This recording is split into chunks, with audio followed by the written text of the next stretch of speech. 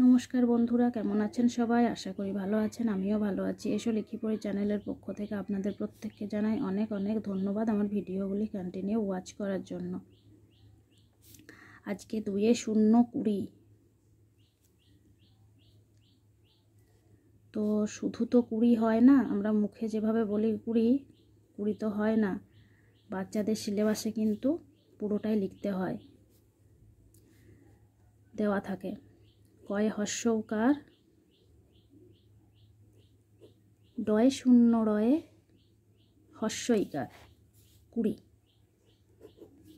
এরপর এটাও লিখতে হবে 2-0, দয়ে হর্ষ উকার 2 এ 0, 2-0-20।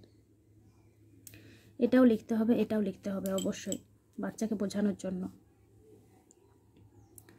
এবং সিলেবাসে পরবর্তীকালে যখন লিখতে হবে তখন ওরা অনেক ইজিলি লিখবে। 20।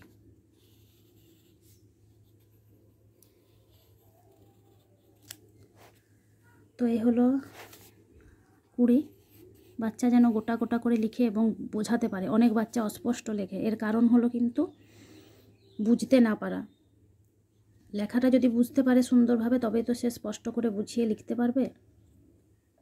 প্রথম থেকে প্র্যাকটিস করালে অবশ্যই সে লিখবে। ভিডিওটি ভালো লাগলে অবশ্যই একটি লাইক করে দিবেন।